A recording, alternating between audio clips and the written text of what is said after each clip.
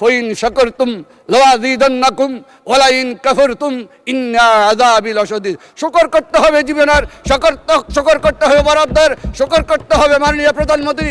এখানে কোরআনের আয়াত কোট করা হয়েছে লাইন শাকারতুম লাযীদান্নাকুম ওয়া লাইন কাফারতুম ইন্না আযাবি লাশাদীদ। ওনাদের প্রশংসা করলে ওনারা আরো বাড়ায় দিবেন, আর ওনাদের ইয়ে না করলে ওনারকে আমাদেরকে পিটাবেন নাকি, এ ধরনের বোঝাতে যাচ্ছেন? এটা তো আসলে ভুল ব্যাখ্যা হচ্ছে। লাইন শাকারতুম লাযীদান্নাকুম ওয়া লাইন কাফারতুম ইন্না আযাবি লাশাদীদ, যেটা উনি বলেছেন সেটা প্রাসঙ্গক্রমে বলেছে।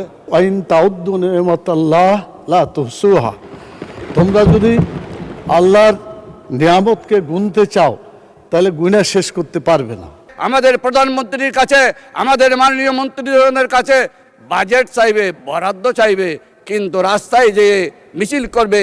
সেই কারণে আমি একটি আল কোরআনের আয়াত বলতে চাই, ফাইন শাকারতুম লাযীদান্নাকুম ওয়া লাইন কাফারতুম ইন্না আযাবি লাশাদীদ। শুকর করতে হবে জীবনের, শুকর করতে হবে বরাবর, শুকর করতে হবে মাননীয় প্রধানমন্ত্রী তারেক রহমানের, শুকর করতে হবে আমাদের মাননীয় মন্ত্রীদের। তারা শুকর করে না কিন্তু স্বীকার করে, সেই জন্য তাদের উপর লাশাদীদুল আযাব, আযাবের কঠিন আযাব তাদের সম্মুখীন করতে হবে মাননীয় স্পিকার।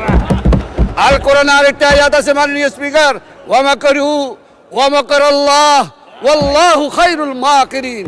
তোমরা বলেছ, তোমরা বুঝেছ, তোমরাই কৌশলী, আপনারাই কৌশলী, কিন্তু আল্লাহ বলছেন আমি শ্রেষ্ঠ কৌশলী, আর যারা আমার সাথে কৌশল খাটায় তাদের অবস্থা খুবই শোচনীয় মাননীয় স্পিকার।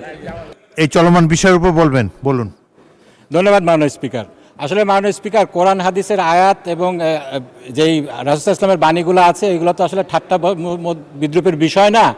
এটা নিয়ে যদি ঠাট্টা বিদ্রুপ করা হয় তাহলে আসলে খুবই দুঃখজনক।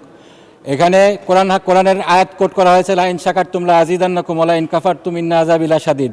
ওনাদের প্রশংসা করলে ওনারা আরো বাড়ায় দিবেন, আর ওনাদের ইয়ে না করলে ওনারকে আমাদেরকে পিটাবেন নাকি, এ ধরনের বোঝাতে যাচ্ছেন? এটা তো আসলে ভুল ব্যাখ্যা হচ্ছে, এটা খুব ভুলভাল বিষয়।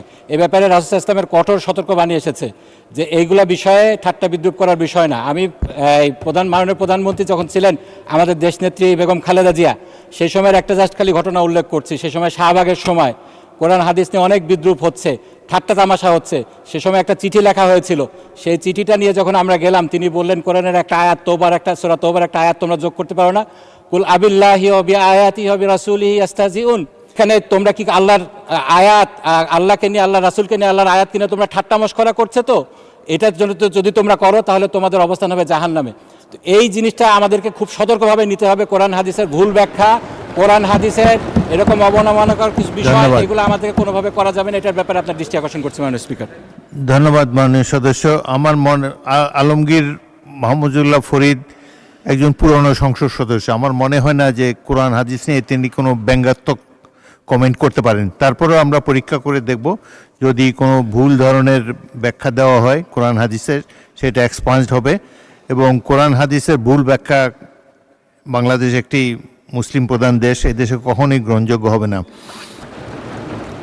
স্বরাষ্ট্রমন্ত্রীকে মাইক দেন। মানে স্পিকার, আমি বিতর্কে যাব না, কিন্তু একটা ভুল মেসেজ যাবে বিরোধী দলের পক্ষ থেকে যখন একটা অভিযোগ আকারে বা যে কোনো আকারে বলা হোক যে আমাদের একজন মাননীয় সংসদ সদস্য কোরআন আর আয়াতের ভুল ব্যাখ্যা দিয়েছে। আমি প্রথমে বলি, আলমগীর মোহাম্মদ মাহফুজুল্লাহ ফরিদ একজন মৌলানা, মাদ্রাসা পাস, দাখিল আমার পাশে ছিল, তিনি অন্তত এই উদ্দেশ্যটা বলেন, লাইন শাকারতুম লাযীদান্নাকুম ওয়া লাইন কাফারতুম ইন্না আযাবি লাশাদীদ, যেটা উনি বলেছেন সেইটা প্রাসঙ্গক্রমে বলেছে।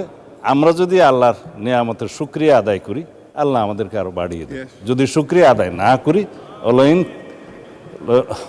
কাফারতুম ইন্না আযাবি লাশাদীদ, আল্লাহ আযাব বাড়িয়ে দিতে পারেন। এখন এটা পলিটিক্যালি কেন বক্তব্য হবে, এটা দিয়ে কেন পয়েন্ট অফ অর্ডারে বাড়ানো হবে? এটা ঠিক হয় না মাননীয় স্পিকার। তিনি বলেছেন, সৎ উদ্দেশ্যেই বলেছেন, এবং আমরা যেন আল্লাহর শুকর গুজার করি। এইটাকে পলিটিক্যালি আমার মনে হয় মিস ইন্টারপ্রিট করা ঠিক হবে না মাননীয় স্পিকার।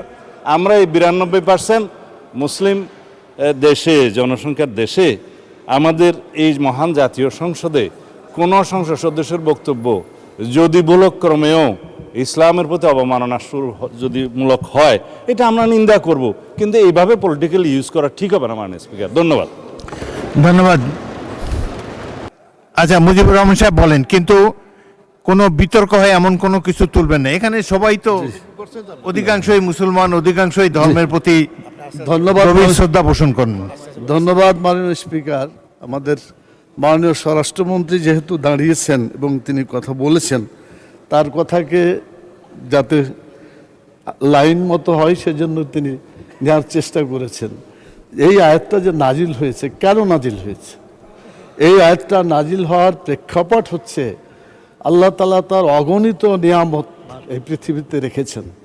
তিনি বলেছেন, আইন তাউদ্দু নিয়ামাতাল্লাহ লা তুহসুহা, তোমরা যদি আল্লাহর নিয়ামতকে গুনতে চাও তাহলে গুণা শেষ করতে পারবে না। যারা আল্লাহর এই দুনিয়ায় আল্লাহর নিয়ামত ভোগ করছে, আমি কথা বলছি, এটা আল্লাহ আমাকে একটা নিয়ামত দিয়েছেন, অতএব আমার মুখ দিয়ে আল্লাহর বিরুদ্ধে কোনো কথা আমি বলতে পারি না। আমাকে যে শক্তি আল্লাহ দিয়েছেন, এই শক্তি দিয়ে আল্লাহর বিধিবিধানের পক্ষে আমাকে কথা বলতে হবে। ধন্যবাদ। মানুষ শেষ করি, 1 মিনিট শেষ হবে। আমাদের মাননীয় স্বরাষ্ট্রমন্ত্রী উনি এটা নিয়ে গেছেন মানে দলীয় একটা, এই যে বাজেট বক্তৃতা, বাজেটটা খুব ভালো হয়েছে, অতএব বিরোধী দলকে বাজেটের প্রশংসা করতে হবে। এইটা যদি প্রশংসা না করে তারপর আজাব আসবে, এই দিকে নিয়ে গেছিল উনি। এই কথাটা মোটেও সঠিক না। আমি বলতে চাই যেটা ধন্যবাদ। কথা এটাই হয়েছে মাননীয় স্পিকার। আমার মনে হয় আপনি যদি প্রয়োজন মনে করেন একজন আলিমের কাছে যে বলবেন, কোনো মানুষের অবদানের কথা এখানে বলা হয়নি। মহান ধন্যবাদ। আল্লাহ যে